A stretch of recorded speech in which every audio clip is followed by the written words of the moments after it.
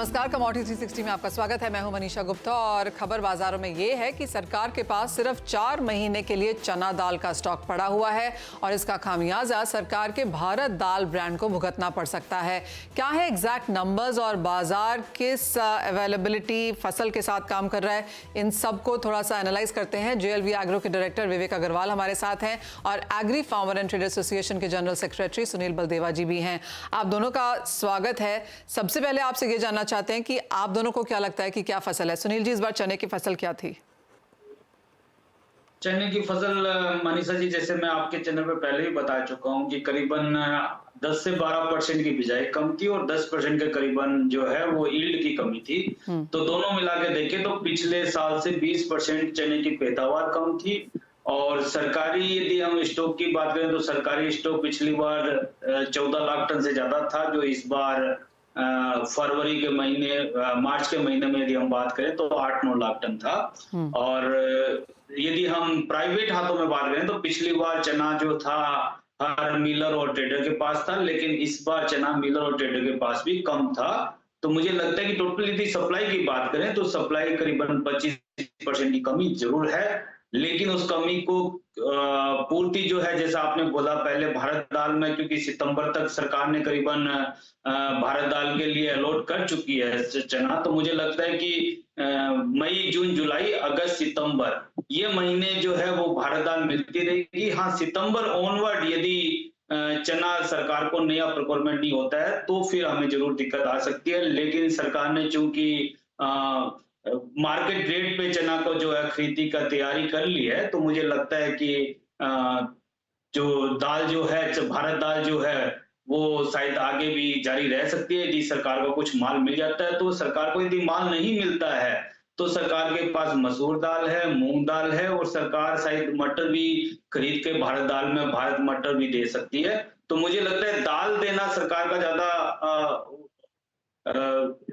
ज्यादा एक सरकार का एक एम रहेगा कि हम दाल गरीबों को कैसे बांटे। तो सरकार के पास मसूर दाल है, मूंग दाल है और सरकार मटर दाल भी खरीद के भारत दाल में दे सकती है। ओके, विवेक, आपका क्या नंबर्स हैं यहाँ पर? आपको क्या लगता है किस तरह की अवेलेबिलिटी है एज ऑफ नाउ? और जिस तरह से यहाँ पर सरकार ने अलॉटमेंट तो जो दाल की है वो करीबन यहाँ पर 16.5 लाख टन की करी थी, लेकिन उसमें से माना यह जा रहा है कि 8 लाख टन अब तक यहाँ पर हम निकाल चुके हैं भारत दाल के नाम से। नमस्कार मनीषा जी, मुझे ऐसा लगता है कि दाल की अवेलेबिलिटी का एक जो प्रश्न है चना दाल की, वो आने वाला है। और जिस तरीके से भारत दाल मार्केट में सुपर हिट रही, लोगों ने हाथों हाथ लिया और मार्केट से 18 से 20% कम प्राइस पे थी, तो सरकार के लिए चना प्रोक्योर करना और उसकी दाल बना के मार्केट में देना एक चुनौती रहेगी। लेकिन अब जो वर्ग है, एक निश्चित वर्ग है, वो बिल्कुल इसका वेट करेगा भारत दाल का। तो अभी जैसे सुनील जी ने कहा, मुझे ऐसा लगता है कि मटर दाल एक बहुत अच्छा विकल्प है भारत सरकार के पास। 17-18 लाख टन हम ऑलरेडी इंपोर्ट कर चुके हैं और इसको और सरकार ने इसको आगे बढ़ा दिया है। और मटर की उपलब्धता पहले जो लोकल में है सरकार उसको प्रोक्योर करे, और उसके बाद अगर वो नहीं हो पाती है पूर्ति तो इम्पोर्टेड मटर भी खरीद सकती है सरकार और उसकी मटर दाल बना के भारत दाल में बिल्कुल सप्लाई कर सकती है, जो कि एक अच्छा माध्यम रहेगा चने दाल की जगह अल्टरनेट। क्योंकि चना की प्राइस मनीषा जी निश्चित रूप से बढ़ने वाले हैं। इसकी अवेलेबिलिटी कम है और मार्केट में भी काफी ये न्यूज है कि शॉर्टेज जो है उसका इम्पैक्ट मार्केट में आएगा। तो अच्छे प्राइस पे सरकार अगर खरीदने की कोशिश करे तो उतनी क्वांटिटी जिस प्रकार से ये प्रोक्योर कर रहे हैं नहीं मिल पाएगी। तो दूसरा इसका विकल्प मटर दाल ही मुझे दिखती है। मसूर भी इस पे सरकार इस बार मसूर दाल को भी प्रोक्योर कर रही है और इंपोर्ट भी काफी मात्रा में हो रहा है। तो दूसरा एक अल्टरनेट मसूर है। चने पे निश्चित रूप से एक परेशानी का सबब रहेगा भारत सरकार के लिए। और अभी तो प्राइस फिर भी ठीक है, लेकिन आगे आने वाले टाइम पे इस पे एक प्रश्न लग सकता है कि क्योंकि किसान MSP के ऊपर काफी माल बेच रहा है व्यापारियों के पास, तो ये एक चुनौती रहेगी चना प्रोक्योर करना। और फिर अगर उतनी मात्रा पे चना नहीं मिलता है तो फिर कौन सी दाल वो दें, क्योंकि ये भारत दाल अब निश्चित रूप से मुझे लगता है आने वाले टाइम पे ये स्कीम चालू रहेगी। विवेक, क्योंकि आपने यहाँ पर प्राइसेस की बात की ही है और आपने कहा कि कंसर्न्स हैं कि चने के भाव यहाँ से और चढ़ सकते हैं, कितनी और बढ़त की एक्सपेक्टेशन है आने वाले 2 महीने में? मनीषा जी, ये आने वाले जैसे ही मानसून स्टार्ट होगा और अपने त्योहारी सीजन स्टार्ट होंगे, तो मुझे लगता है कि वहाँ से 5 से 10% की प्राइस और बढ़ सकती है यहाँ से। और उसके बाद जब त्योहार पीक आएंगे तो उस समय कितनी अवेलेबिलिटी है, कितना ट्रेडर्स के पास माल है, उसके हिसाब से इस पे अभी बोलना उचित नहीं होगा। लेकिन मार्केट मुझे बुलिश ही लगता है, मार्केट यहाँ से कमजोर नहीं लगता। सुनील जी, आप कैसे देखते हैं चने के प्राइसेस यहाँ से? प्राइसेज मनीषा जी, जैसे मैंने बताया कि करीबन 25 लाख टन की कमी है हमारे पास। यदि हम 10 लाख टन इंपोर्ट हो जाएगा ऐसा मान सकते हैं, क्योंकि 1.5 लाख टन पुराना चना हो सकता है, करीबन 2 लाख टन, 1.5 से 2 लाख टन का हम तंजानिया, इथोपिया वगैरह देशों से मंगा सकते हैं। और लेकिन 7 लाख टन 8 लाख टन हम करीबन अब हो गया है कि शायद हम ऑस्ट्रेलिया से मंगाए, तो 10 लाख टन की जो है वो हमने भरपाई कर लिया, बाकी बचते 15 लाख टन। यदि हम मार्केट पे छोड़ दें तो करीबन केवल 5 लाख टन मटर दाल जो है वो स्विच होगी चना दाल के ऊपर। लेकिन यदि हम भारत दाल में मटर दाल को देने लग जाएं तो 5 से 7 लाख टन हम उस और खपत को बढ़ा सकते हैं, जो कि चने पे प्रेशर कम करेगी। तो ये यदि सरकार, मुझे लगता है कि ये स्टेप उठा लेती है तो शायद चने में जो दिल्ली आज भाव 66 है लगभग, वो मुझे लगता है कि 72-73 रुपया वो मैक्सिमम सितंबर अक्टूबर तक जाएगा। लेकिन हमें बेहतर प्लानिंग करना और बेहतर और टाइम पे प्लानिंग करना ये बहुत जरूरी रहेगा। उसके बिना चने की अवेलेबिलिटी तो कम है, यदि अवेलेबिलिटी कम रहेगी तो फिर भाव जो है वो कंज्यूमर पे डिपेंड करेंगे, वो सप्लायर या इंडस्ट्री पे डिपेंड नहीं करेंगे। सुनील जी, तुअर की कमी है तो पीला मटर खोल दिया, चने की कमी है तो पीले मटर से पूरी हो जाएगी, तो कितना प्रॉक्सी और कितना सब्स्टिट्यूशन देखते हैं आप सभी दाल अगर पीली मटर से पूरी होने लगे? नहीं, पीली मटर का जैसे मैंने कहा, चने से भी केवल 5 लाख टन करीबन ही स्विच हो पाएगी यदि जनरल नॉर्मल डिमांड की हम बात करें तो। तुअर पे बहुत ज्यादा इफेक्ट पीली मटर का नहीं पड़ता है, मसूर का जरूर पड़ता है। तुअर की जहां तक बात करें, मुझे लगता है कि तुअर में अब हमें 1-2 महीना तो अभी है हमारे पे संकट का काम, लेकिन उसके बाद हमारे अफ्रीका भी आने लग जाएगा और उसके बाद हमारे यहाँ बारिश अच्छी बता रहे हैं, यदि बिजाई अच्छी हो जाती है तो आने वाली फसल यदि अच्छी दिखाई देगी तो भी उस पे रिलैक्स हो जाएगा, भाव में रिलीफ मिल जाएगा। तो मुझे लगता है कि तुअर में अब ज्यादा सोचने की जरूरत नहीं है। अब जो हमें आगे दिखाई दे रहा है 3 महीने 4 महीने आगे की, मुझे लगता है उस पे सोचना चाहिए, और वो सरकार ने सोचा भी है और चने की ड्यूटी सही टाइम पे 0% करी है, ताकि ऑस्ट्रेलिया के किसानों को ये मैसेज चला जाए कि भारत सरकार जो है, भारत जो है इंपोर्ट करेगा चने का, ताकि वो चने की बिजाई ज्यादा करे।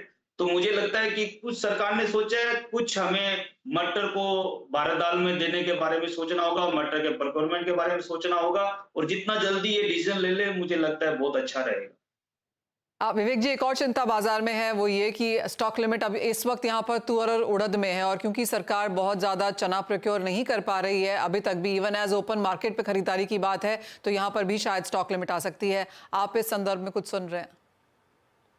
स्टॉक लिमिट मुझे लगता नहीं कि ये सही निर्णय होगा अभी आज की परिस्थिति पे, क्योंकि जब भी आप स्टॉक लिमिट लगाते हैं तो इमीडिएटली उसका इम्पैक्ट आता है, पर लॉन्ग टाइम पे वो इम्पैक्ट नेगेटिव हो जाता है और प्राइसेस और बढ़ जाती हैं। मार्केट को खुला रहने दे सरकार। मटर की अच्छी इंपोर्ट आ रही है और मटर बिल्कुल चना को रिप्लेस कर रहा है, जैसे सुनील जी ने बोला और मेरा भी ये मानना है। तो मार्केट को खुला रहने दे।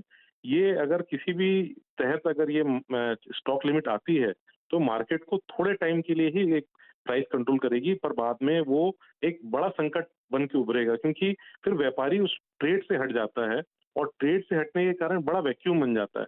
एक व्यापारी जब स्टॉक करता है, मार्केट में लिक्विडेट करता है, एक चेन बनी रहती है। तो मुझे लगता नहीं कि ये अच्छा निर्णय होगा, पर सरकार इसके लिए ज्यादा सजग है, वो ज्यादा समझ सकती है। पर व्यापारी वर्ग के हिसाब से और कंज्यूमर के हिसाब से भी ये अच्छा निर्णय नहीं होगा कि स्टॉक लिमिट इमीडिएटली अभी कुछ लगाई जाए। अगर 2-3 महीने बाद भी अगर प्राइसेस कंट्रोल नहीं हो पाती हैं, तब सरकार इस पे सोचे तो अलग बात है। तो ये तो ऑफ कोर्स एक बात हुई सुनील जी। दूसरा ये एक और चीज़ की एज ऑफ ना ऑफ कोर्स यहाँ पर मई चल रहा है, मई का महीना है, जून है, जुलाई के बाद काफ़ी सारी दालें अंतर्राष्ट्रीय बाजारों में यहाँ पर आ जाएंगी, चाहे वो येलो पीस है या बाकी दालों के भी हम देखेंगे अवेलेबिलिटी इंटरनेशनल मार्केट्स में आती हुई। तो आप कहेंगे जो ये दालों की चिंताएं हैं, और जैसे आपने कहा भारतीय बाजारों में ऑफ कोर्स मानसून है, बुआई के नंबर्स यहाँ पर देखने होंगे, तो ये जो पूरी दालों की चिंता है आप कहेंगे अगले 2 महीने के लिहाज से ही है? मई और जून तो दालों की डिमांड वैसे भी कम रहती है और हमने ये देखा कि दालों की डिमांड कम है, इसलिए इतनी बड़ी कमी होके भी सप्लाई में भाव नहीं बढ़ पा रहे हैं। आपने देखा तुअर के भाव थोड़े जरूर बढ़े हैं, क्योंकि तुअर हम कहीं से भी इंपोर्ट करने में अभी तक नाकाम रहे हैं। तुअर हमें इंपोर्ट बर्मा से कर सकते हैं, अफ्रीका से कर सकते हैं। पहले हम अफ्रीका देश से अच्छे से इंपोर्ट नहीं कर पाए, हमका मतलब हमारी ट्रेडर इंडस्ट्री और सरकार तीनों से है। उसके बाद म्यांमार से भी हम जितनी जरूरत होती है, जितनी इंपोर्ट होती है उतनी नहीं कर पाए। म्यांमार से हमेशा हम करीबन 2.5 लाख टन इंपोर्ट कर लेते हैं, लेकिन अभी तक हम 1.25 लाख टन इंपोर्ट कर पाए हैं। 1.25 लाख टन अभी भी वहां पे भाव बहुत ऊपर बोले जा रहे हैं, जिसकी वजह से व्यापारी मंगाने में इच्छुक कम हो रहा है, क्योंकि उनकी रिस्क लेने की क्षमता जो है वो काफी ज्यादा हो जाती है। ये रिस्क की जो संभावना है वो काफी ज्यादा हो जाती है, क्योंकि 1300-1400 डॉलर के भाव में माल मंगा के, या हो सकता है कि यहाँ पे मंदी आ जाए और यहाँ पे माल नहीं बिके। ये भी वजह है कि यहाँ पे इंपोर्ट कम हो रहा है। तो दो दालों को छोड़ के मुझे लगता है किसी भी दाल में सरकार को, जैसा मैंने पहले ही बोला, किसी भी दाल में सोचने की इसलिए जरूरत नहीं है कि मूंग हमारे पास, सरकार के पास काफी है और बाहर इंटरनेशनल मार्केट में मूंग काफी मंदा है। कभी भी हमें जरूरत पड़ेगी तो मंगा सकते हैं, लेकिन मुझे लगता है जरूरत भी नहीं पड़ेगी। 3-3.5 लाख टन सरकार के पास है और समर की फसल भी बहुत अच्छी है। मसूर सरकार के पास 5.5 लाख टन है और इंटरनेशनल मार्केट में भी अवेलेबिलिटी बहुत अच्छी है। और चना में सरकार ने 0% ड्यूटी कर ही दिया है। चना हर देश से 0% ड्यूटी मंगा सकते हैं, तो मुझे लगता है सप्लाई ठीक ठाक रहेगी। मटर, जैसा विवेक जी ने बोला कि मटर तो हमें जरूरत से ज्यादा मटर बल्कि हमारे यहाँ है, तो उसकी खपत के बारे में अब हमें सोचना पड़ेगा, क्योंकि मटर करीबन 16 लाख टन आ गई है।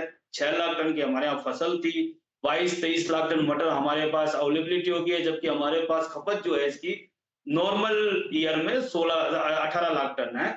तो मुझे लगता है कि मटर ज्यादा हो गई है और मटर अभी अक्टूबर तक खुली है, तो उसमें और संभावना है कि 8-10 लाख टन मटर और आ जाए। तो मुझे लगता है कि वो जो मटर 10 लाख टन हमारे पास जाता है, उसकी हमें खपत जो है भारत दाल में या किसी और प्रकार से हमें उसकी खपत के बारे में सोचना चाहिए, ताकि वो चने का कम से कम भरपाई कर सके। टेकन, ये सब आपके जो तर्क हैं वो मुझे समझ में आते हैं। एक फाइनल सवाल आप दोनों से बहुत जल्दी जल्दी, आप दोनों ने यही एक ही बात की है कि भारत दाल का प्रोग्राम तो यहाँ पर जारी रहेगा, शायद उसमें चने की बजाय यहाँ पर मसूर, पीली मटर ये सब ऐड करके सरकार इसको चलाती यहाँ पर रहेगी। एक फाइनल सवाल आप दोनों से, और सुनील जी आपसे पहले, कि अब आने वाले समय में जब तक हम इम्पोर्ट आता हुआ नहीं देखते जुलाई में, या फिर जब तक हम अपने बुआई के नंबर्स और मानसून नहीं देखते, तुअर और चने दोनों में ही आप किस प्राइस रेंज के साथ काम कर रहे हैं? मुझे लगता है तुअर के दाम ऑलरेडी बहुत ज्यादा है। यदि किसानों के पास और कच्ची आड़तों के पास माल होगा, जो ही हम देखेंगे मानसून, प्री मानसून बारिश होगी, वो माल निकलने लग जाएगा, वो उसकी अवेलेबिलिटी हो जाएगी। जहां तक मैंने बताया कि जो भाव काफी ज्यादा है, जो ही भाव थोड़े नीचे हो जाएंगे तो हम लोग, इंडस्ट्री भी थोड़ी रिस्क उठाने की क्षमता हो जाएगी इंडस्ट्री की, और वो भी म्यांमार या अफ्रीका से माल मंगा पाएगी, क्योंकि अभी दाम इतने ज्यादा है कि कोई भी इंपोर्टर भी माल मंगाने को इच्छुक नहीं है। और लेकिन जहां तक चने का आपने बात बताया, चना, मुझे लगता है कि चना, यदि हम मटर में सही डिसीजन लेते हैं तो चना 70, 72, 75, ये दिल्ली के मैक्सिमम रेट है 70, 72 के। नहीं तो चना जो है वो कंज्यूमर तय करेगा कि कंज्यूमर कहां तक चना दाल खाता है। चना दाल के भाव 2016 में भी कंज्यूमर ने 150 रुपए की चना दाल भी खाई थी। यदि 150 रुपए की चना दाल इंडस्ट्री से यदि कंज्यूमर मांगेगा, तो इंडस्ट्री का दायित्व बनता है सप्लाई करने का। विवेक जी, आपको क्या लगता है क्या रेंज रहेगी तुअर और चने दोनों में? तो बिल्कुल मैं सहमत हूँ। तुअर अब उतनी ज्यादा नहीं बढ़ेगी, और तुअर की प्राइस अगर बढ़ेगी तो कंज्यूमर शिफ्ट हो जाएगा दूसरी दालों पे।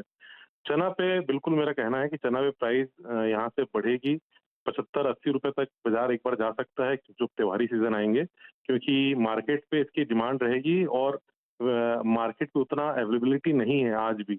अगर मटर दाल को सरकार भारत दाल पे चलाती है और प्रोक्योर करती है, देसी पहले मटर को प्रोक्योर करे और बाद में इम्पोर्टेड को करे, तो डेफिनेटली एक बहुत अच्छा सप्लाई साइड हो जाएगा। तो प्राइस रेंज आप ये मान के चलिए 75 से 80 रुपीज, मुझे लगता है कि त्योहार सीजन पे अगर बहुत कुछ शॉर्टेज रही तो जाएगा, अदरवाइज 72-75 रुपीज एक स्टैंडर्ड प्राइस है सितंबर अक्टूबर के लिए। राइट, तो तुअर अपनी तेजी ज्यादातर कर चुकी है और चने में यहाँ से और बढ़त देखने को मिल सकती है, लेकिन 70, 72, 75, 80 तक के लेवल्स हम यहाँ पर चने में यहाँ पर बनता हुआ देख सकते हैं इन केस अगर आगे जाके कुछ और कंसर्न होती है। बहुत शुक्रिया सुनील जी, विवेक जी, बहुत शुक्रिया साथ जुड़ने के लिए और उन तमाम मुद्दों पर यहाँ पर चर्चा भी करने के लिए। लेकिन इसी के साथ एक ब्रेक के लिए भी रुकेंगे। जब लौटेंगे तो हमारे साथ होंगे मनोज जैन जी, उनसे जानेंगे इन सभी कमोडिटीज की स्ट्रैटेजीज।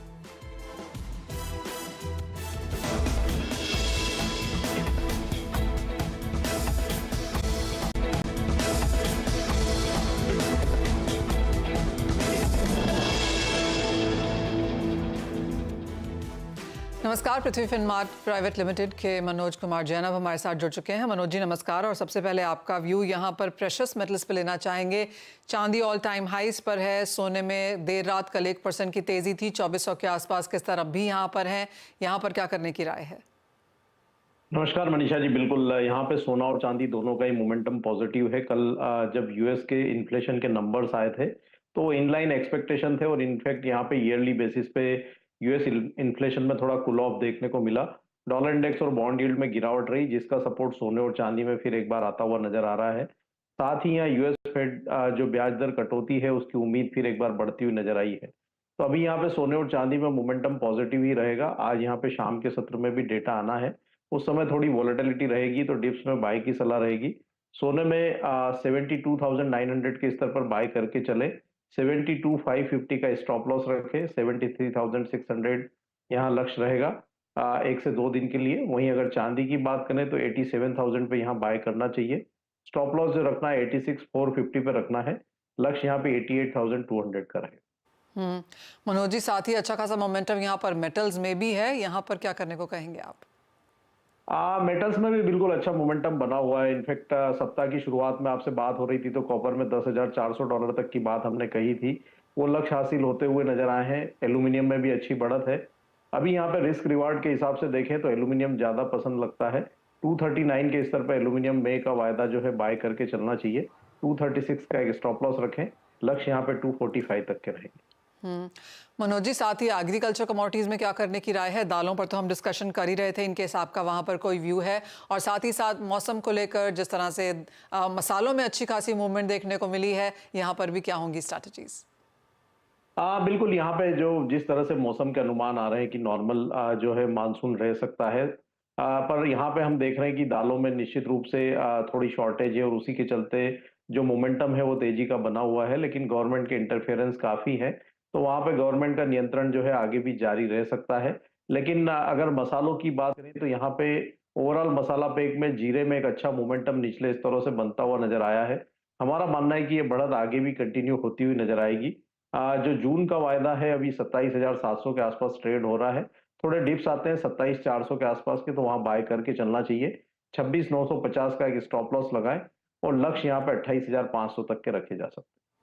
ओके, तो ये ऑफ कोर्स यहाँ पर स्ट्रैटेजीज हैं सभी कमोडिटीज में। जीरा आपकी स्क्रीन पे 3.5% की तेजी के साथ एंड बाइंग रिकमेंडेशंस वहां पर आती भी हुई। मनोज जी एज ऑलवेज बहुत शुक्रिया साथ जुड़ने के लिए, तमाम स्ट्रैटेजीज के लिए भी। एक ब्रेक का समय है, लौटेंगे तो लेकर आएंगे आवाज समाचार।